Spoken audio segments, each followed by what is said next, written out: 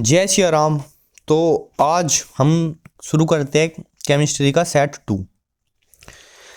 Question number कैक है, cancel कटे हुए गे क्वेश्चन है कि साधारण ताप पर सल्फर का अणुसूत्र है। तो ध्यान रखेंगे साधारण ताप पर जो सल्फर है वो S8 के रूप में पाया जाता है। ठीक है, इसके 8 परमाणु मिलकर एक अणु बनाते हैं, तो S8 जो होता है।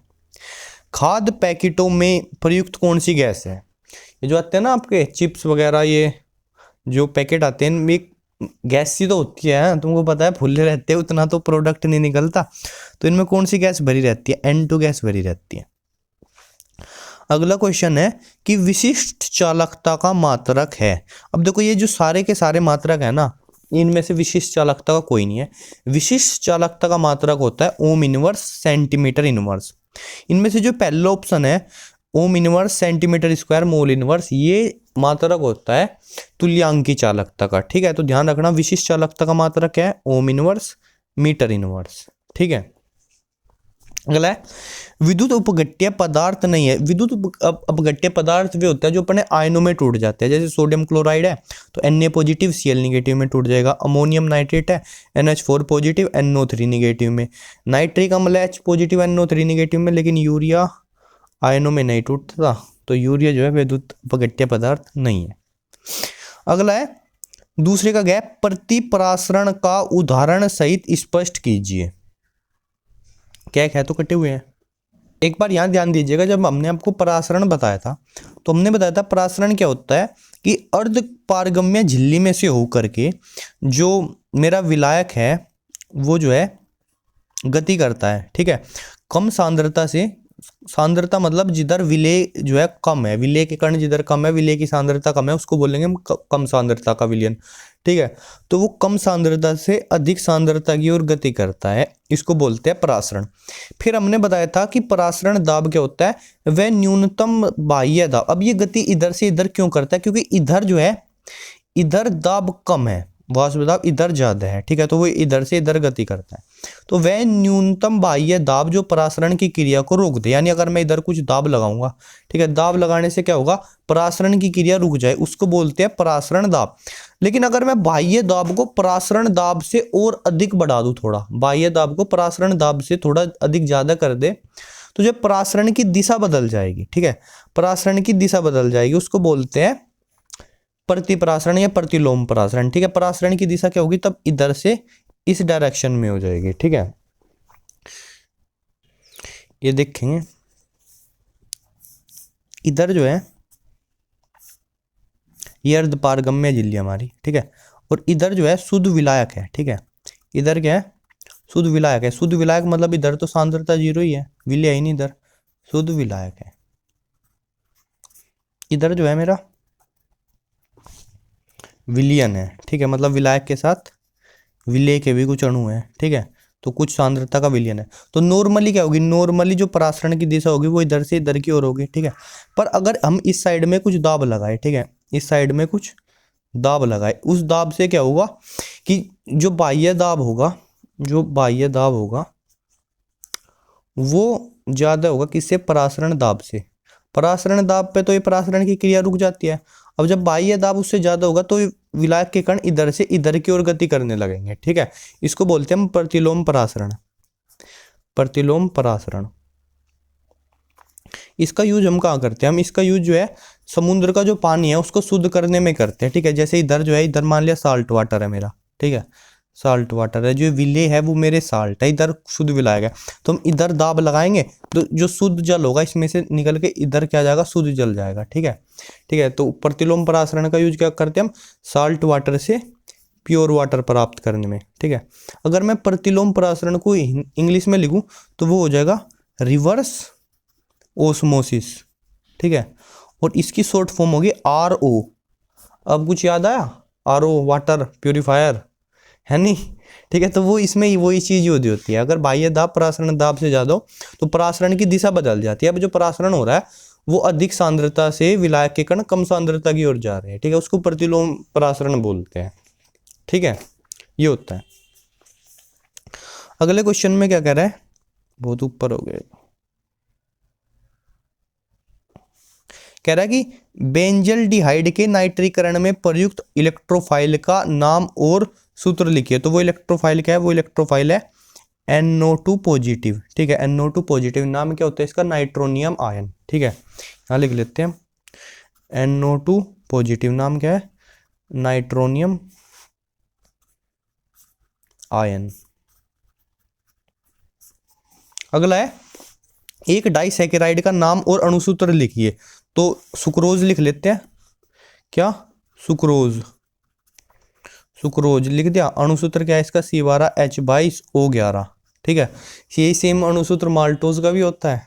ओके, ठीक है, तो सुक्रोज नाम लिख दिया डाइसैकेराइड, हमें नाम लिखना था और अणुसूत्र लिखना, तो डाइसैकेराइड का नाम लिख दिया सुक्रोज और उसका अणुसूत्र क्या है C12H22O11। अगला क्वेश्चन कह रहा कि उपसंयोजन यौगिक और द्विक लवण में अंतर स्पष्ट कीजिए कि उपसंयोजन यौगिक और द्विक लवण में क्या अंतर है।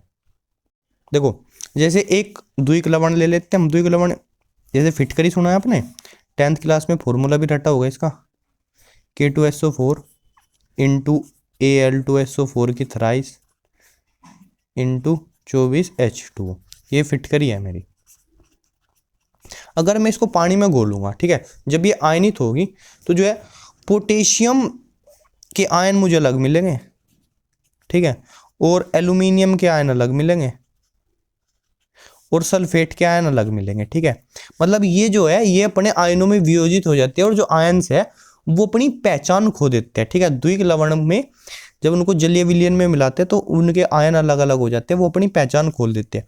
उसके अलावा उसके विपरीत अगर मैं उपसंयोजन यौगिक लेता जैसे K4 FeCN6 ये लिया, तो जब ये जल में वियोजित होगा तो मेरे को पोटेशियम के आयन तो मिलेंगे लेकिन मेरे को आयरन के आयन नहीं मिलेंगे, मेरे को साइनाइड के आयन नहीं मिलेंगे, बल्कि मेरे को ये पूरा का पूरा आयन मिलेगा। ठीक है, FeCN6 4 निगेटिव, मेरे को ये पूरा आयन मिलेगा। ठीक है, मतलब ये जो होते हैं ये कॉम्प्लेक्स आयन बनाते हैं। क्या बनाते हैं, जटिल आयन। जटिल आयन जो कि जलीय विलयन में अपनी पहचान को नहीं खोते हैं, अपनी आइडेंटिटी नहीं खोते। जल की जो द्विक लवण होते हैं, ये क्या है, ये द्विक लवण था फिटकरी, और ये क्या था, ये उपसंयोजन यौगिक था। तो ये इनके बीच का डिफरेंस है। ठीक है, उपसंयोजन यौगिक, इसमें क्या है, ये अपनी पहचान नहीं खोते, जटिल आयन बनाते हैं जो कि अपनी पहचान नहीं खोता जलीय विलयन में, जबकि इसमें क्या होता है, ये अपनी पहचान को खो देते हैं, भूल जाते हैं कि मैं K2SO4 था, मैं Al2SO4 की तरह था। पोटेशियम आयन अलग, एल्यूमिनियम आयन अलग, सल्फेट आयन अलग। अगला क्या है कि ये NiCN4 2 निगेटिव में निकेल पर संकरण समझाइए। तो देखो NiCN4 2 निगेटिव, इसमें अगर मैं निकेल की ऑक्सीकरण अवस्था निकाल लूँ तो ऑक्सीकरण अवस्था क्या आएगी, इसमें +2 आएगी। ठीक है, कैसे निकाल ली हमने, इसकी x मान ली, प्लस CN की क्या होती है -4 इक्वल टू -2। ठीक है, तो इसको देखना x की वैल्यू क्या आएगी, +2 आएगी। तो निकेल की ऑक्सीकरण अवस्था क्या है, +2 है। निकेल का इलेक्ट्रॉनिक विन्यास क्या होता है, निकेल का होता है भाई क्या, इसका परमाणु क्रमांक क्या होता है, 27 होता है। तो हो जाएगा 3D7 और 4s2।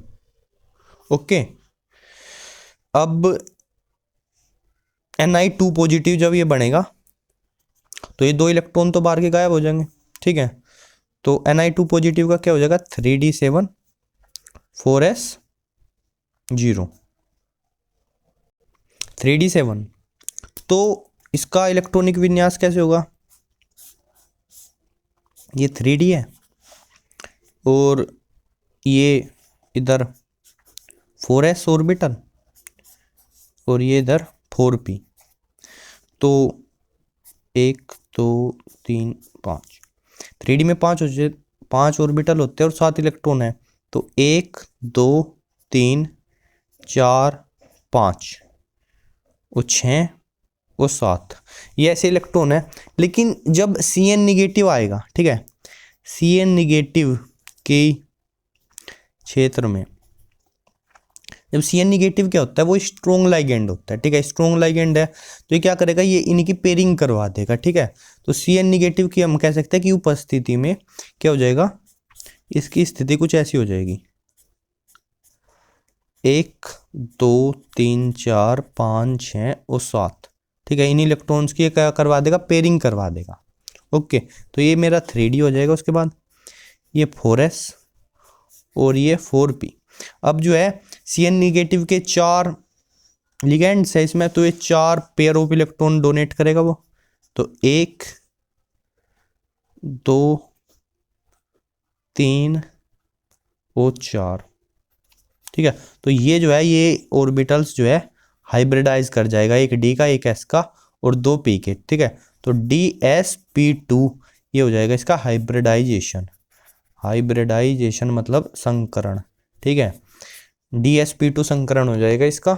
और dsp2 संकरण में जो शेप यानी आकृति होती है वो क्या होती है, होती है स्क्वायर प्लेनर। स्क्वायर प्लेनर मतलब वर्गाकार समतलीय, है नी, ये होगा।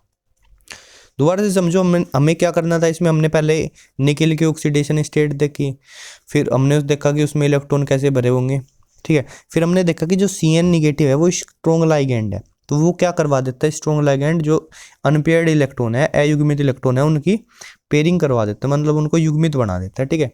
उसके बाद क्या करेगा, वो इलेक्ट्रॉन डोनेट कर देगा अपने, 4 लिगेंड है तो 4 जोड़ी इलेक्ट्रॉन डोनेट करे उसने, तो एक उसका गया डी में, एक एस में और 2 पी में, तो ये चारों ऑर्बिटल की जो है मिल जाएंगे, हाइब्रिडाइज यानी संकरित हो जाएंगे, तो इसका संकरण होगा dsp2 संकरण। ओके, ये होगा।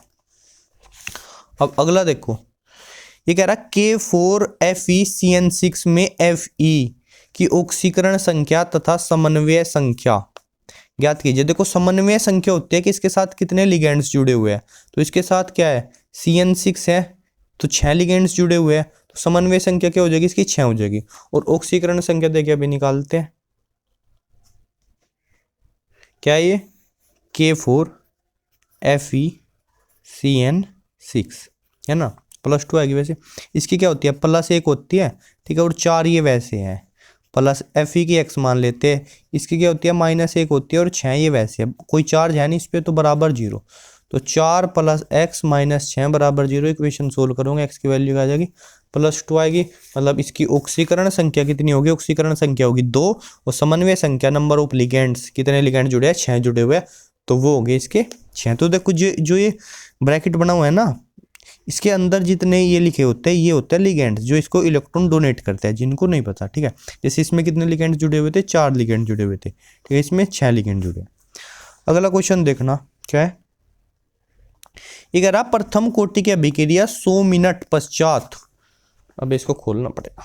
देखो क्वेश्चन है कि प्रथम कोटि की अभिक्रिया में 100 मिनट पश्चात किसी पदार्थ का सांद्रण उसकी प्रारंभिक सांद्रण का 99% विघटित हो जाता है, ठीक है। मतलब A0 की वैल्यू अगर 100 है, 100%, तो A की वैल्यू कितनी बचेगी, 1 बचेगी, 1%, 99% विघटित हो जाता है।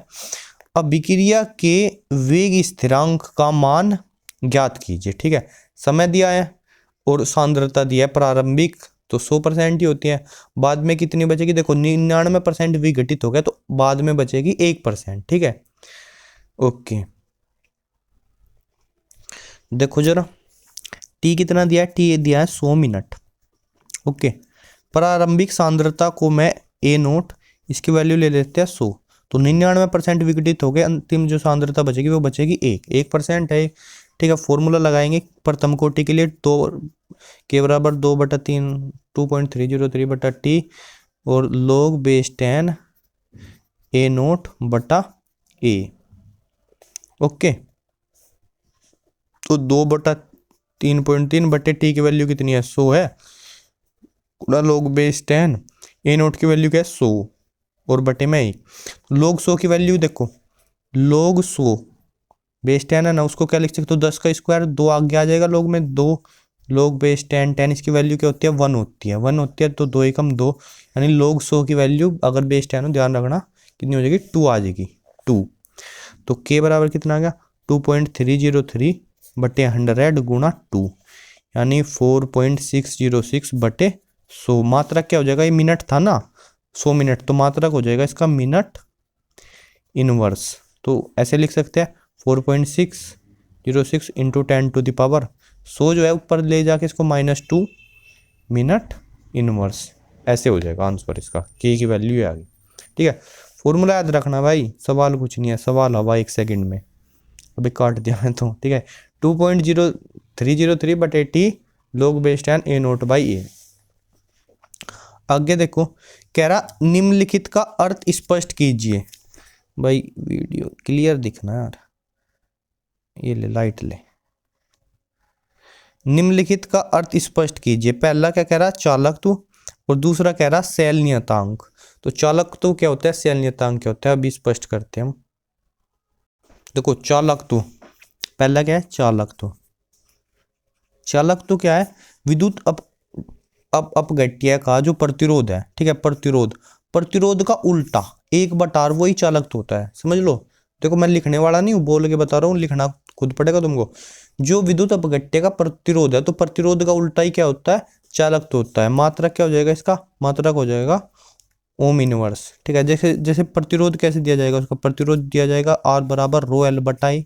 ठीक है, विशिष्ट प्रतिरोध, L जो है प्लेटों के बीच की दूरी, A जो है क्या क्षेत्रफल, और जो L/A है इसको ही हम बोलते हैं सेल नियतांक। ठीक है, क्या बोलते हैं, सेल नियतांक। सेल नियतांक क्या है, सेल का जो है प्लेटों के बीच की दूरी और प्लेटों के क्षेत्रफल के अनुपात को हम सेल नियतांक बोलते हैं। ठीक है, अगला क्वेश्चन भी यही बता दिया मैंने इसी का। और इसका उल्टा 1/R क्या हो जाएगा, 1/ρ A/L। तो 1/R को ही चालक तो बोलते हैं। ठीक है, और 1/ρ विशिष्ट प्रतिरोधकता का उल्टा, उसको विशिष्ट चालकता कप्पा बोलते हैं, A/L। ये फॉर्मूला हो जाएगा। ठीक है, सी है चालकत्व, चालकत्व क्या होता है, प्रतिरोध का व्युत्क्रम। ठीक है, और सेल नियतांक L/A, यानी किसी विद्युत अपघट्य सेल की प्लेटों के बीच की जो दूरी है L, और उनके प्लेटों का जो क्षेत्रफल है, उनका अनुपात क्या कहलाता है, सेल नियतांक कहलाता है। ओके, अब अगला क्वेश्चन देखते हैं बड़ी स्पष्टता के साथ। क्लियर दिख यार, ऐसा मत कर। ये कह रहा 27 डिग्री सेल्सियस ताप पर यूरिया बाबूजी जिसका अनुभार है 60, अच्छा, के 5% जलीय विलयन का परासरण दाब ज्ञात कीजिए। R की वैल्यू इसने पहले दे दी। ठीक है भाई, देखो परासरण दाब का फॉर्मूला ध्यान क्या है, पाई बराबर क्या, CRT। आई लगाना ही नहीं, क्योंकि यूरिया तो अपने आयनों में टूटता ही नहीं, विद्युत अपघट्य ही नहीं, अभी क्वेश्चन आया था। ठीक है, आई बराबर तो 1 है यूरिया के लिए। ठीक है, तो ये परासरण दाब है। R दे दिया, T जो है दिया इसने 27 डिग्री सेल्सियस, इसका मतलब होता है 300 केल्विन। ठीक है, 273 जुड़ जाता है। R दे दिया, C सांद्रता निकालनी। अब देखो 5% जलीय विलयन है, विलयन किसका, यूरिया का। ओके, यानी कि अब देखो सांद्रता का मतलब उसकी मोलरता निकालते हैं। ओके, अब देखो यानी अगर मैं 100 ग्राम विलयन लिया, 100 ग्राम विलयन, उसमें यूरिया का भार कितना है, यूरिया का भार कितना है, यूरिया का भार है 5%, यानी 5 ग्राम, है नहीं। अब अणुभार कितना है इसका, अणुभार है इसका 60, तो इसके मोल कितने हो जाएंगे, मोल हो जाएंगे 5/60, 12×5 = 60, तो 1/12 इसके मोल हो जाएंगे। मोलरता कितनी हो जाएगी इसकी, मोलरता कितनी होती है, मोलरता होती है मोल की संख्या, मोल 1/12 है, बटे विलियन का आयतन लीटर में।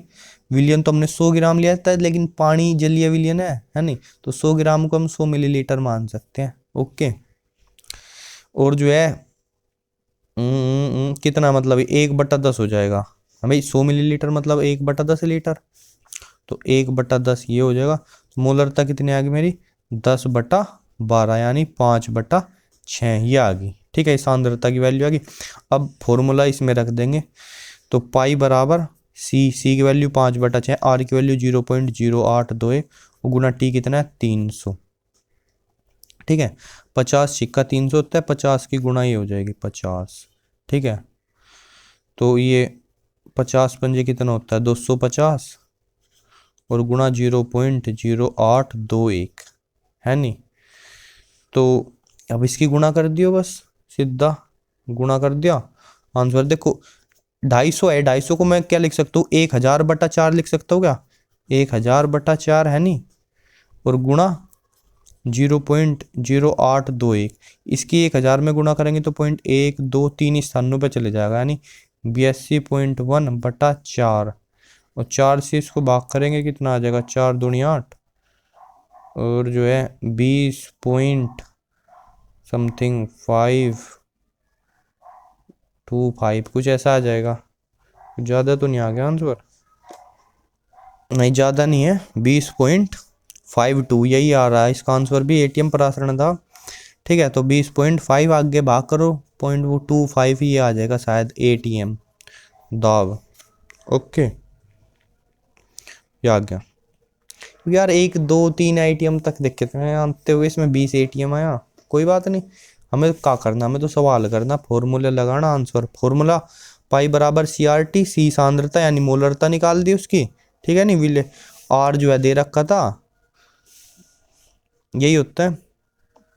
मात्रा का ध्यान रखना इसका आर की, अगर ये आर जो है गैस नियतांक होता है, वैसे इसकी वैल्यू 8.314 होती है जूल पर मोल केल्विन पर। अगर लीटर एटीएम मात्रा के लिए हम लीटर एटीएम पर मोल केल्विन तो ये होती है, क्योंकि ये भी हमें लीटर में लेना था दूसरी पहली चीज़, ठीक है, क्योंकि मोलरता निकाल लेंगे, मोल पर लीटर में लिए जाएगी ये पहली चीज़। और आंसर मैं दाब का चाहता हूँ कि मेरा एटीएम में आवे, है नहीं पास्कल में ना आवे, तो फिर आर की वैल्यू ये लिए जा 0.0821। ओके, तो आज की वीडियो में यहीं तक करते हैं। अगले पार्ट में ये सेट सोचेंगे ख़त्म हो जाए। बोलो जय सिया राम।